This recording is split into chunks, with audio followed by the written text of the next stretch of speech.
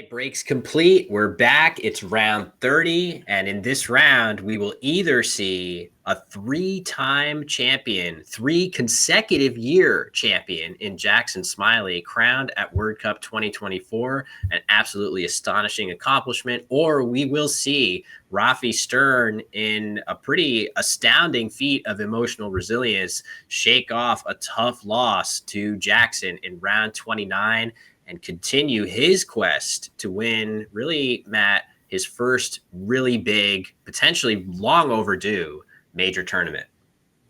Man, yeah, it baffles me how Rafi has never won a nationals. I went back and looked at historic nationals coverage, and I feel like every time he goes, his name is always right around the top from wire to wire. He seems to be able to turn up his game very well against other experts. I think that comes from his background as a poker player, where he's very good at making reads on players. What does your play mean, and how do I adapt to it?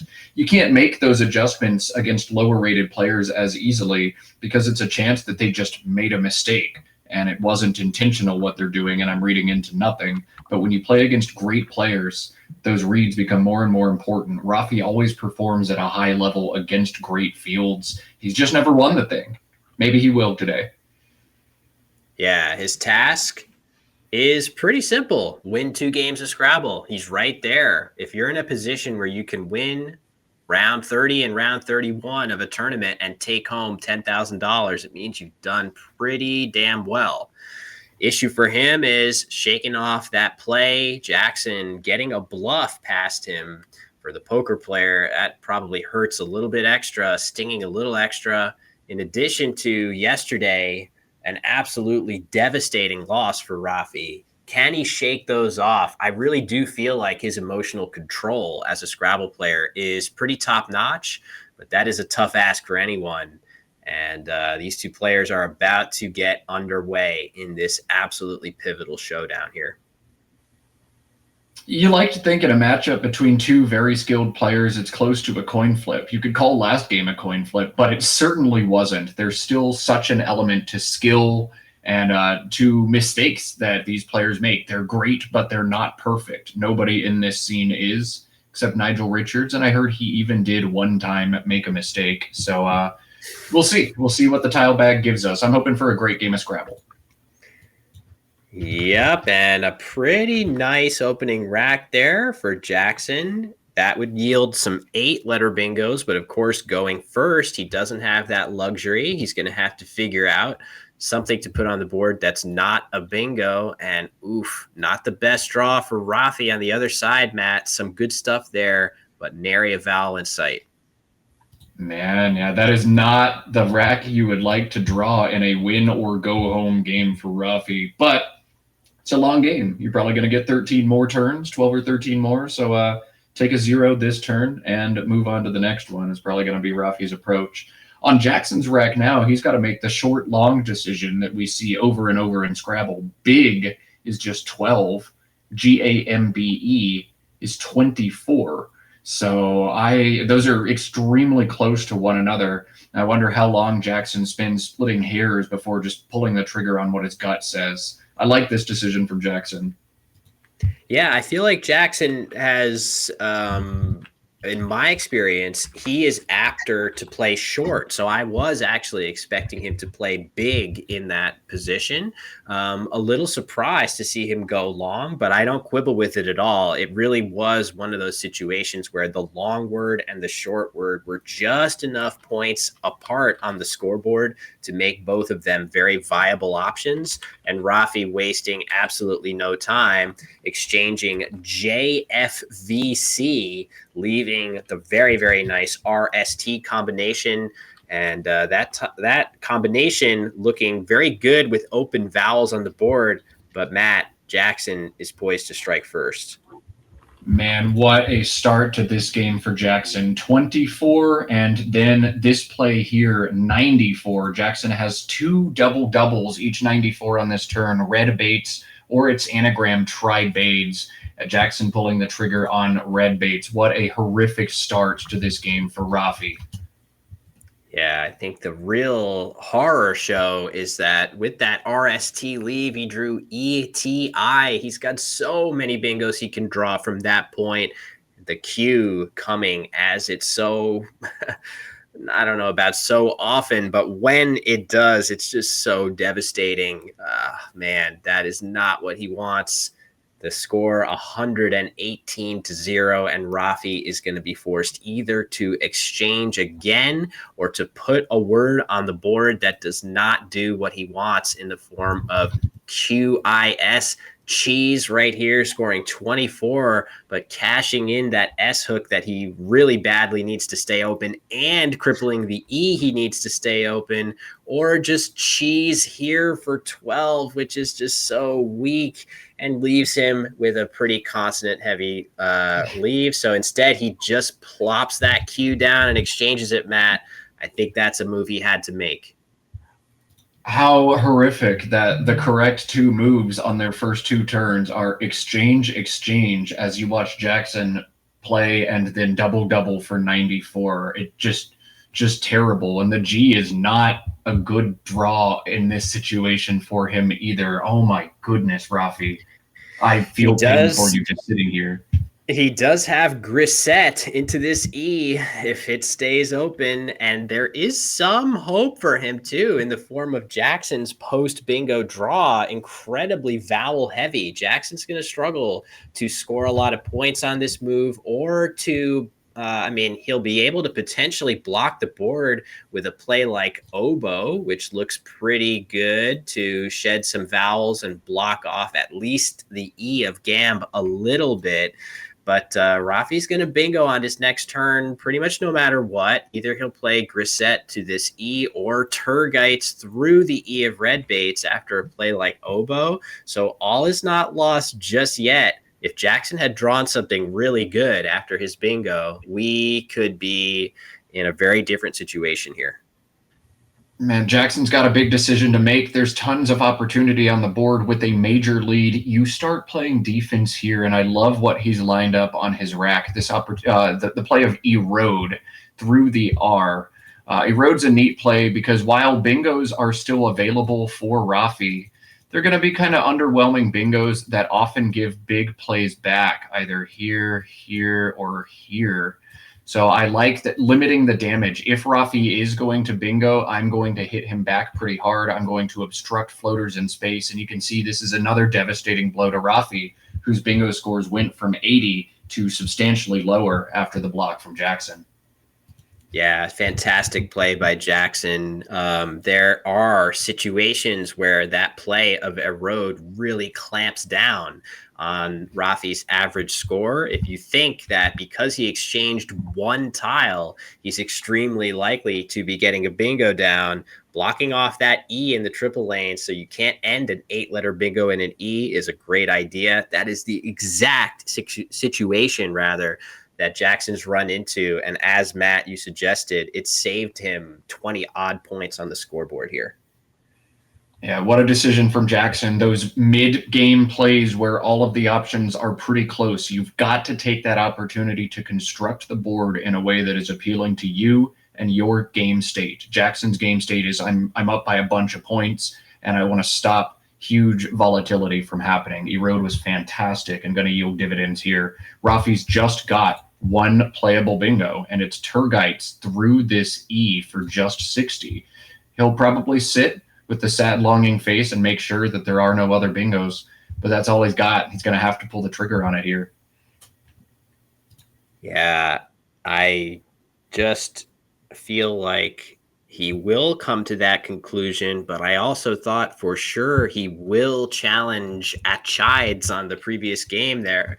So I'm just praying that he doesn't let this get past him here. All right, there we go. It's clearly he has seen this word, which under any normal condition, I would give Rafi 100,000% odds of finding it. The only reason for slippage there would be some of the heartbreaks that he's endured in previous games and just the sort of tilt factor of being down 132-0 in a decisive game like this. But I agree, Matt. He was just scanning the board, making sure he wasn't missing anything better, plays his only bingo, and his winning chances would go up hugely with a good draw for him here. Now look at these good lanes that he's just opened up. If he could manage to hit something really good on this draw, maybe he's back in the game here.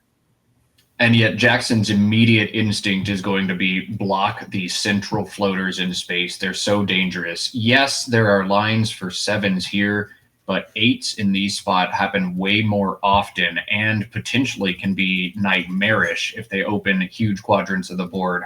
I'm looking to make those go away. WOO on top looks to be a fantastic option for Jackson. You don't want to play this on bottom because that's going to open the board up for Rafi. Woo on top, fantastic from Jackson.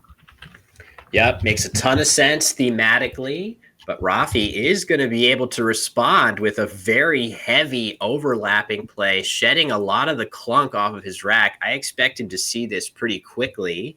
This is depending on what Rafi drew. If he drew a bingo to the E or the S, an 8-letter word, that play could have been devastating. With what Rafi drew, this actually is a bit of a godsend. Not that Jackson's play was incorrect in any way. I love Jackson's play there. Totally appropriate given the situation. But given Rafi's draw, he should be able to hammer this spot pretty hard and keep his hopes alive. Yeah, Rafi would love to bingo, but he's nowhere close to doing that right now. Just hammer home points and hope that the rack gets itself groomed pretty quickly. You're not completely out of bingo range. After Yop, CUT can still bingo for you. There's a lot of words I can think of with CUT in them. It's not a high percentage, but it's not 0. It's not 5. Looks like it's about 15. So you've got to take the points here. Yep, makes sense. CUT leave. Maybe he can get some help for it. Really, the U is the blemish there. It needs just some other good low point tiles, and really an E would start to improve things in a hurry. But Jackson's draws after red baits have been subpar. They're letting Rafi back into this game through no fault of Jackson's, and there is that E paired with a V, though. Oof, not quite. Close, Matt, but that V hurts to draw with a U in hand. Scrabble will not stop punching Rafi in the face this game. Man, he's not out of it, though. I mean, it's still very much a competitive game, but it just the blows, the exchange, the second exchange, the bingo being blocked. It's been a tough challenge for Rafi. He's got to stay composed and try to claw back into this one. It is fortunate for him that Jackson's pulled an awkward rack, and this is a challenging turn. Everything I look at from Jackson's perspective is sad and doesn't do good things. Pretty much any play out there is going to open the board up some. You can keep things really closed and play just boat, but I'm looking to try to use the C to knock off some of this space here. I'm just not seeing a great way to do that so far. Will, have you spotted anything for Jackson here? So Jackson clearly evaluating face here, which, that scores well, 27. That's the most that he could get. It does do a lot to mess with this sevens lane. Problem with it, though, a lot of hook words go right here. Not just S, D, R, T for facet. This still really a viable sevens lane after face, and his leave would be very vowel heavy. So I really like Jackson's move to switch over to oaf, still scoring pretty well, leaving him better balance. And I guess the only drawback, Matt, is you kind of still allow sevens lanes in a way that might be difficult to block long term. But Jackson stands a great chance of getting the next bingo down. But there's the cue to bedevil him on this draw. This game just highlighting how abysmal that Q tile is. Just 1 of 100 in the set, but man, it can be such a bummer when you pick it. Just ruin what would otherwise be a very dynamic turn. The one thing that scares me about Jackson's play of OAF is like, what if an H comes here and opens up a line that I can't do much about? Those opportunities scare me. If I'm Jackson, I'd love to choose the tile that goes here and ensure it's one that doesn't take any front hooks. But Rafi's not going to be able to execute any sort of plan like that because his rack, unsurprisingly, is terrible again. Yeah, it's but fortunately for Rafi, Jackson is just not drawing well enough to pad his lead to a comfortable level.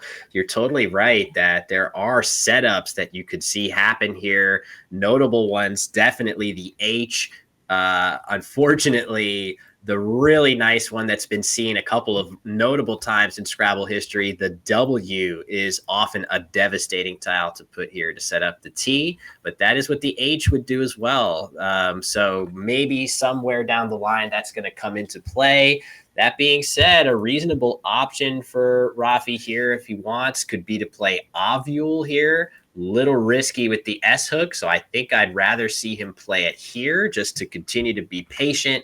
This part of the board is not that useful to him right now, so playing in that area doesn't really limit his options for the future. Man, this is an interesting one. Matt, the engine has a hilarious suggestion of just COD here for 6 points, leaving volute on the rack with the goal of drawing an A for ovulate, an E for evolute, an I for outlive. That is a shockingly good bingo leave on this board.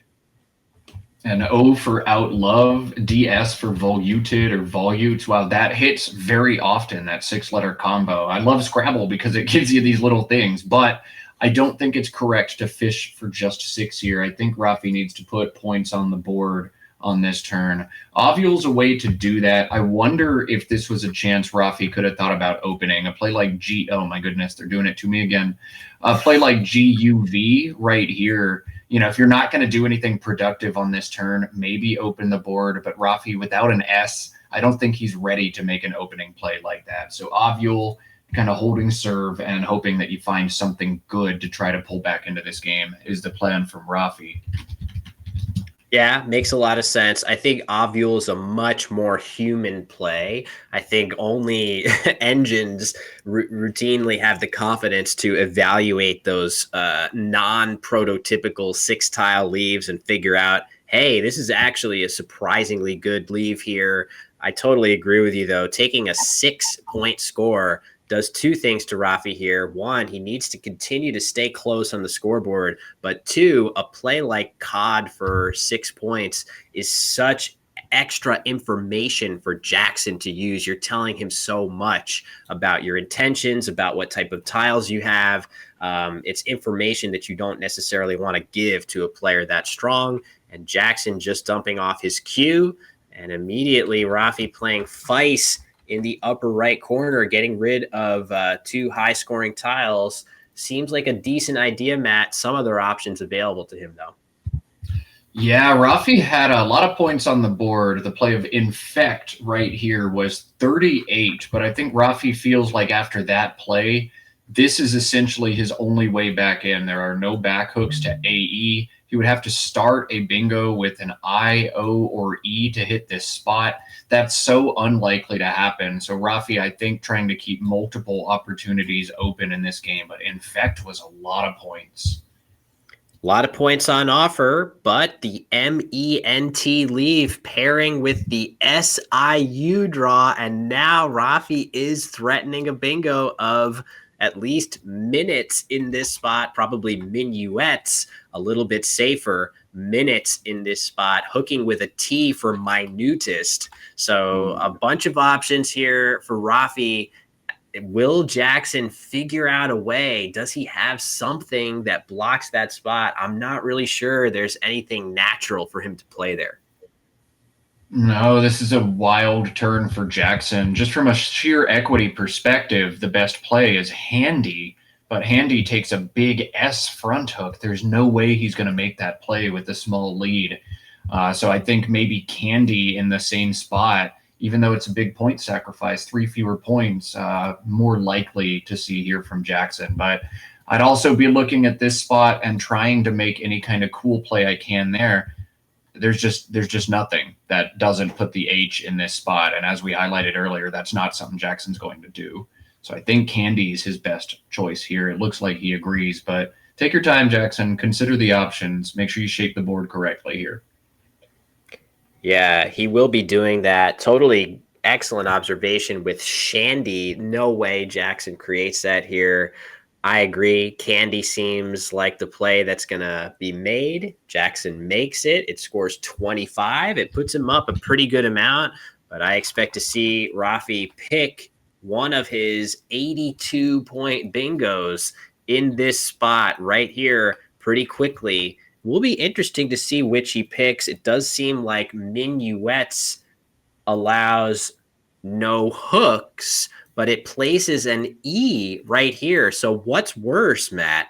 Placing a really good possible scoring alley right here, or playing my minutes in this spot, putting the T here instead, making it impossible to put a high scoring consonant there, but giving up a hook that's going to be maybe annoying long term. I actually feel like minutes is probably a better play.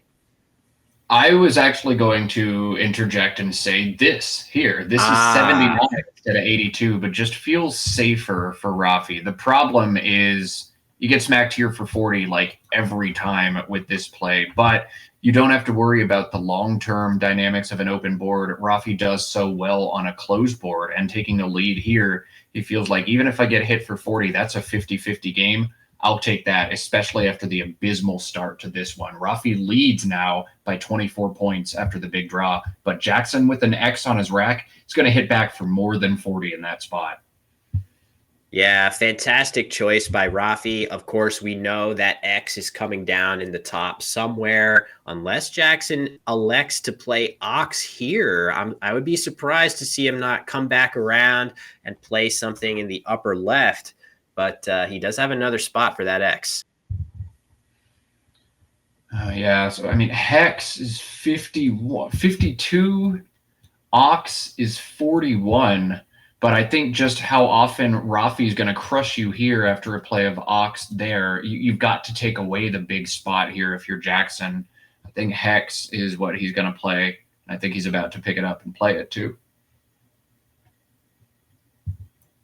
Down it comes. Yeah, I approve of this not only because it gets more points, but that spot's so much easier to use for Rafi, who's just plucked 7 random tiles from the bag. There's no need to put him on a rack like what he has, which is a pretty good bingo rack. He could easily have drawn higher point tiles that play really productively in that, in that spot, which has now been taken away by Jackson. But man, Rafi is close again. He has very good low point tiles on his rack. Of course, the board not very good for bingoing. But if I'm Jackson, I hated to see Rafi not just bingo with minuets, but not even using a blank to do it. Man, I'm really concerned that he's been able to pluck one of those 2 blanks from the bag and could be bingoing again in short order. You always hate to see a natural come down with 2 unseen blanks, but the later in the game it gets, the more devastating that starts to feel. Rafi has a really fun turn to make. He hasn't found the blank. He's got all 1-pointers. The board is very, very tight. And for those who maybe haven't double checked, SAE has no back hooks. So this is not a line. OAF does take an S. Neither player has an S right now. 1 in the bag plus 2 blanks means we might be getting down there at some point, but that S is huge. Rafi wants to be thinking about turning over tiles here. The board is awful for bingoing except for the C in space. And while I don't think that C is going to be obstructed, I don't think Rafi needs to be gunning aggressively for a weak 60-point bingo that gives huge counters back. So I think Rafi's line here is probably to do something he's uncomfortable doing and opening the board. The extension of QI to QINTAR leaves a poor leave, EOR, but it importantly turns over 3 tiles, or 4 tiles rather, and it scores points. It takes the lead on a turn where no other option for Rafi does. Love that option for him. And in fact, it has other benefits from a play like Rob, which normally looks fantastic, getting rid of 1 of 2 R's on Rafi's rack and his weakest vowel in the O. Normally that would be a solid play, but it actually obstructs the one decent floater that you mentioned, Matt, that C, which likes so much to be the first letter in 8-letter words. That spot is something you want to keep open if at all possible, unless you have a really compelling reason to get rid of it. But using only 2 tiles here when you could score much better and use 4 tiles here. Again, every tile you pick this late in the game could be one of those precious blanks. And we see Jackson does not have either of them on his rack. They are in there lurking. Every other tile you pick could turn into those valuable blanks. So I think Rafi had, I don't know, Matt, I feel like I saw him set up NTA on his rack, which was suspicious to me. I feel like he's considering Kintar for sure. It's a hard play to make because the board is so controlled. And when the board is tight, you never want to be the one who opens it. The person who opens it is always at a huge disadvantage. But that play is so good and every other play is so bad. If ROB didn't block the C, maybe that's fine. But I mean, you can't really fish the OR out anywhere else productively on this board without opening it up. Maybe if you want to keep things tight, like Rafi might play Boat, BOAT. I really don't like the leave, ENRRT. On a board like this, that's a terrible leave. But if Rafi doesn't want to open the board, he doesn't have good options. He's just got okay ones. Yeah, I mean, to be clear, playing Rob definitely has its advantages. You keep a much stronger set of bingo tiles. He definitely still has chances of drawing 8-letter words in these areas. I guess we have the 2 T's. So if he draws one from the T, it'll play in 2 spots. I feel like it's a little bit anti-thematic to play it here because you really would love to have this C open with the rest of your tiles, and instead he's going for using those 2 tiles. This makes sense, Matt. If you're going to use the tiles OR, playing it there instead of Rob makes a lot of sense to me. It's kind of crazy, but I also kind of appreciate it. Only 3 unseen E's for the back hook, no Y's for the back hook, and this word famously does not take a back S. EMPY, the back hooks. Rafi rolling the dice, playing a little calculated offense here. He doesn't open the board much, but this was very appropriate to, and he's drawn into the double-double Painter. What a swing in this game. Huge swing. Painter is, I mean, Jackson will never let this sit. I have to imagine he will figure out a way to mess with this. I just wonder, is he going to figure out a way to block everything? And will Rafi be forced to either not bingo, which would be a huge blow to him, or will he have to play something like Triptane right here, which is absolutely terrifying to play with 2 blanks unseen this late in the game? He might be forced to do it.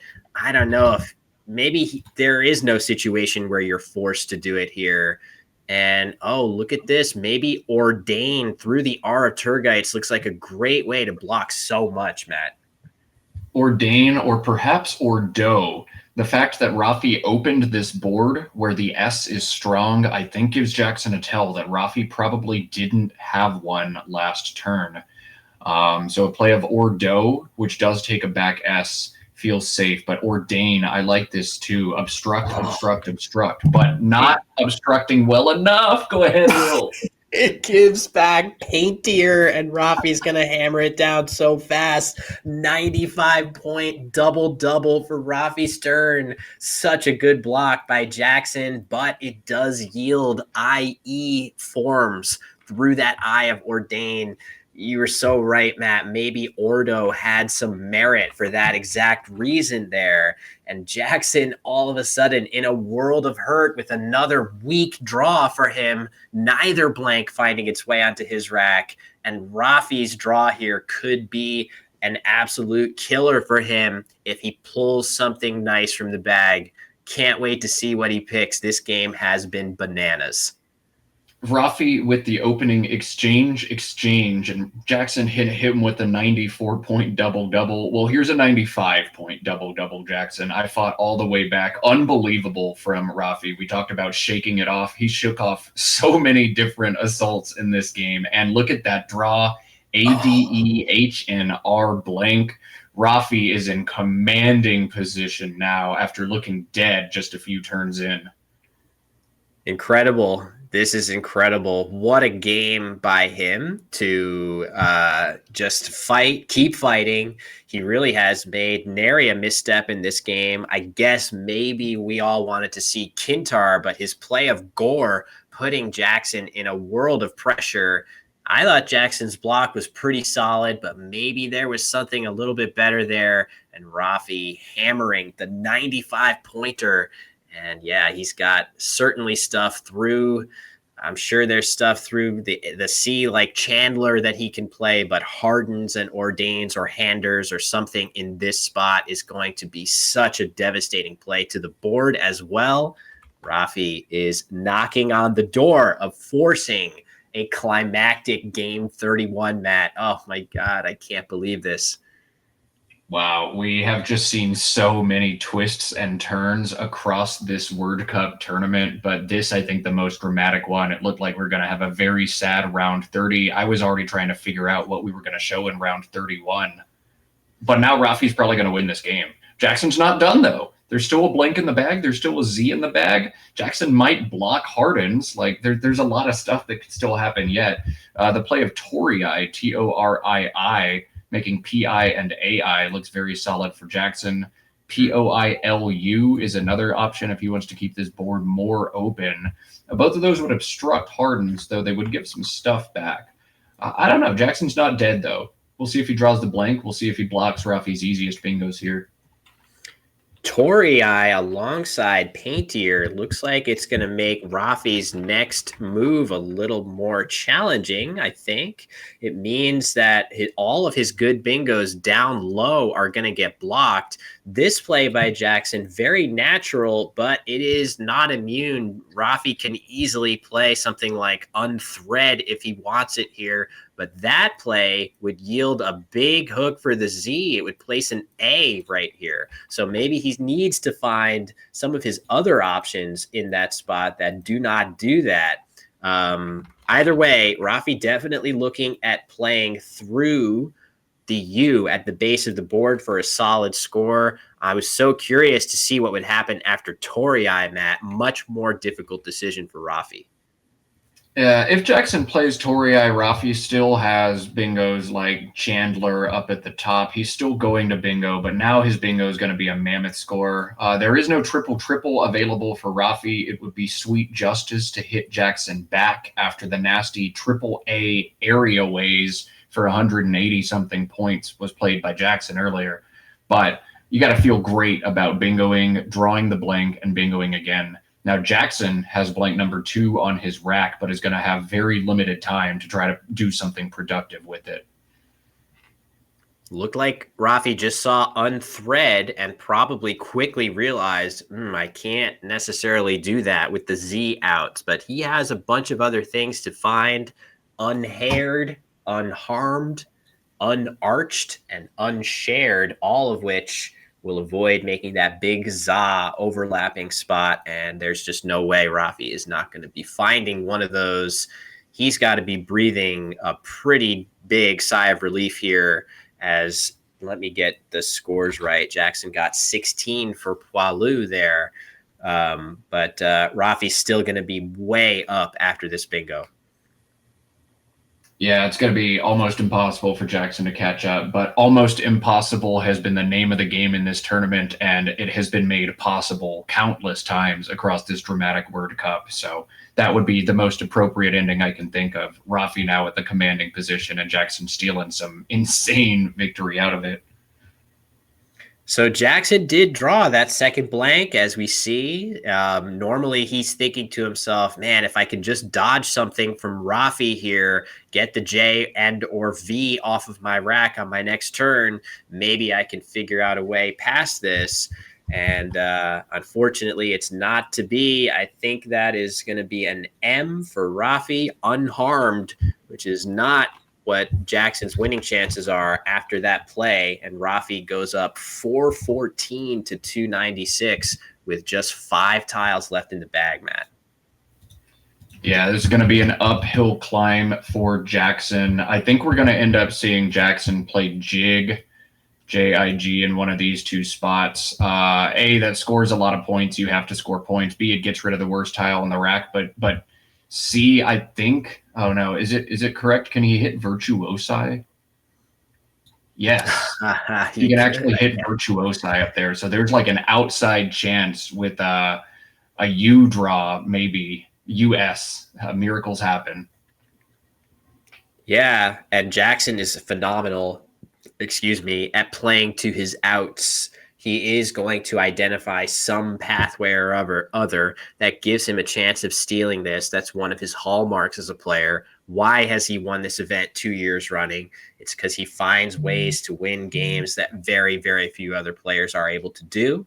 Um, Almost goes without saying, but watching him do it is a sight to behold. I do feel like something like Jig makes so much sense for that reason.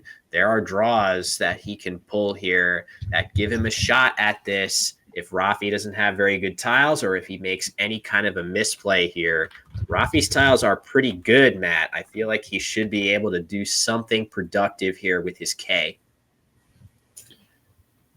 Yeah, I mean, he's looking first not at the eye at the top of this board where Jackson was threatening Virtuosi, but right here, he's looking at things like Stainer or Striven possible on Jackson's rack, Saunter in that spot as well. So those are the major threats here. Jackson, when he played Jig, had to assume that there was going to be a block here. Jackson needed to threaten something up here using the C or the I.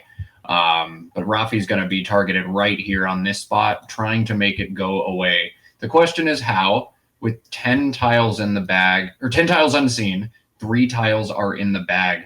If Rafi plays 3 or more tiles and empties the bag and Jackson bingos out, it could potentially be bad news. But Rafi's got to think the bingos that do play like Canister are going to be so low scoring that if I take away this spot and he has one, I'm probably okay. Just a little bit of pause there for the V and the Z. If I score 25 here, draw VZ, and then get bingoed out, that could be bad. So Rafi's got a tough turn. He's going to need to do some math, and he's got plenty of time to do that math. Yeah, I think just being wary of that nightmare scenario of drawing VZ, calculating what happens to me in that instance. If he can weather that storm, which it looks a little dicey, then that's great. But certainly with 3 in the bag, it feels very natural to just drop your K off in this spot and go up by a lot. Nice thing about this too is you set up your case S to potentially go down across, scoring a lot in an end game if you need it. Jackson does have stuff all over the board. He's got Curative and Curviest through the C. He has Stiver and Ordains in this spot as well, both of which would potentially give some comeback plays back, especially Stiver with just floating an R right in the triple lane. And Rafi is poised to maybe, oh, look at that. He's gone for an even higher scoring option, burning his S, leaving Killa on his rack. Could be a Killa play by him here. Yeah, you can't empty the bag. Jackson's rack shows exactly why. There are bingos in both spots. If you draw VZ and he bingos, you might die. So Rafi opting not to kill or not to empty the bag wisely, and Jackson has an uphill task here. He can play the bingo, but it'll never win. He can decide to fish one and try to bingo out and catch points on the rack, but Rafi made such a good decision there to keep pace in this game. Don't empty the bag. You're going to win 100% after this. Yeah, and for those curious why just ES in the corner, it's because playing any more tiles than that would empty the bag, as the avalanche of commenters is sharing. So yeah, this looks like a pretty tough situation here for Jackson. I don't see a pathway for him to snatch this game away anymore. Even if the Z is in the bag and he tries to fish for unblockable Z bingos in multiple spots, Rafi is going to have enough scoring pop with that K and flexible vowel consonant ratio on his rack to figure this out. And yeah, I do imagine Jackson will still fish something just to give it a go. but under normal circumstances, he would probably be playing a bingo here and just collecting a couple extra points en route to a narrower loss. And either way, Matt, we've got what we wanted, a decisive final game, all coming down to round 31. Man, I'm excited for the Will Anderson breakdown on this series and looking at the win percentage. But Jackson's expected win percentage in this tournament was probably 95% plus after those first two turns. Rafi, from the brink of defeat, fights back and claims round 30 to tie this set 1-1. We're going to have a one-game championship. I am so stoked for it. Oh my God, my to-do list is a mile long, Matt. I got to start with the Mac Meller series before we get to Laurie Cohen's comeback, before we get to Joey K's comeback against Rafi. And now you're telling me I got to do another video about this. I just might as well shut myself away in my office for a solid month and give up any hope of having other hobbies or anything else in life. But frankly, I am right on the cusp of doing just that, because the Scrabble content this month has been absolutely bonkers, and I can't wait to dive into all of it. July is the best month of the year for Scrabble. It's always when the majors seem to be. There's always the major July 4th Albany tournament, and then the Word Cup, the SPC, happened this month as well. Just a fantastic month. All the best Scrabblers spend their summers studying. I know when I was in grade school, middle and high school, every summer I would just sit down with Maven and Ziziva and grind for these nationals. Everybody's in peak form. You see such high level play. And here's the bingo coming from Jackson. Just too little, too late in this game. But, oh, man, it's been a treat all month of July across the Scrabble universe. Yeah, Jackson throwing in the towel here makes sense. There really was not a way to steal this at this point. And oddly, Rafi doesn't actually have anything great through that R to the triple, but he should be able to dump his Z somewhere, and he's already up by so much. Just get that Z off, something like Zek through the E of Stiver. All he needs to do, looks like he's about to do that. And then he will have cemented yet another one of these. Matt, you mentioned it. After two moves in this game, Jackson probably up to 90 plus, mid-90s winning percentage. Oh, the troll. He's considering playing Zelk. Not sure what we make of that, Matt. That would lose in the game. Any valid word wins, and most people win in situations where any valid word wins. Let's cut to Mike.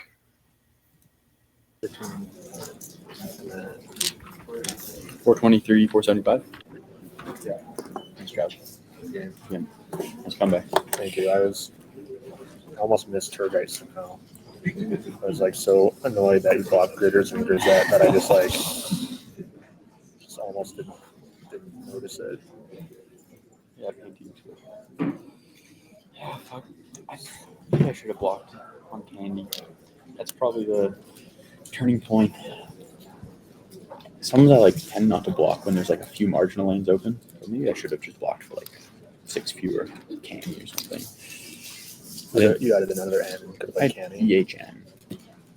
Maybe. It is the best lane. I just no matter what I play, there's still marginal lanes open. So I was I'd rather just outrun. And it's still actually what I missed too. Of course, you would have. It would have been fewer points for that. And it would have helped out more. Although I actually helped up a huge spot. Yeah. I don't know. That felt like the turning point of the game. It doesn't necessarily mean it's wrong, but after that, I was just I don't know. I thought you were a decent amount stronger because Woo and Oath followed by QI could be stronger. Yeah. But QI Oath specifically seems pretty strong. Yeah, I just had ACEN, and so I didn't really want to do Face or Cafe there for just obvious open reasons, and the rack can go to shit. So I was kind of hoping maybe I can block more effectively later. For sure. QI, I know, is oddly weak. I had ACENNY, but actually hit oddly an odd amount of bingos like Cayenne, Cannery, Tendency, whatever. So it was it felt better than just playing Candy now. It's I hit 20% of the time and just end it. Yeah, that's a and also ACNNY is stable. So that's why I know, but obviously it looks stronger than it is. Oh, tough. after having exchanged twice. I exchanged. I left RST, and the tiles in order I drew. The last tile I drew was the Q. Oh shit. I had ITTRS. Yeah. And then drew the Q. I figured you exchange the Q. Like what else you exchange? Yeah. And then I drew the G, and I thought for a second we blocked everything. Oh shit. Can't. Yeah. Yeah, I felt like it just like after that, I just couldn't get anything going. And then eventually I was just kind of racing for the blank. Like Ordain, I was like, I figured you don't That was have a nice block of. Yeah. I mean, it ended up not working out, but Yeah, thanks. But I figured you didn't have an S all the time at all, and so you had a lot of EINRT or something like that. Yeah. So I figured stuff like that, and actually does well against that. But yeah, Poilune was tough, like IRT.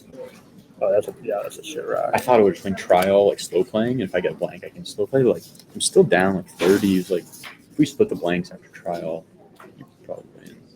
Not easy. If somehow I didn't have paint here, I still should obtain Right. 2 spots. So like you're only blocking if you go like that way, and then somehow also don't have another way. So Yeah. it would have been pretty hard for me not to take another.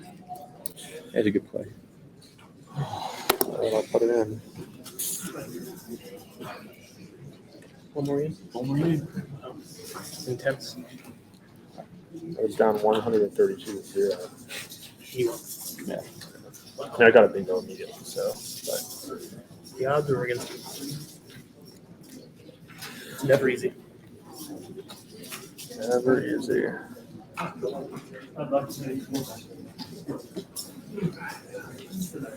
All right, looks like that might do it for the discussion. And wow, definitely Rafi sharing, Matt, that little tidbit that he actually came closer to missing Turgites than maybe we expected. I mean, I would do exactly the same thing, be annoyed for a few minutes and then clear my head. Just a little bit on tilt, but he shook it off. And while he couldn't play quitters, he was not a quitter in this game. Wow. Wow, wow, wow. From the WOW division in Albuquerque, New Mexico. Yeah, completely crazy. So we know our next matchup. No surprise, these two players will be back in just a quick break. Let them stretch their legs, get their score submitted. But we are about to see somebody win $10,000 playing Scrabble. So if you want to see that too, stick around. We'll be back in just a minute.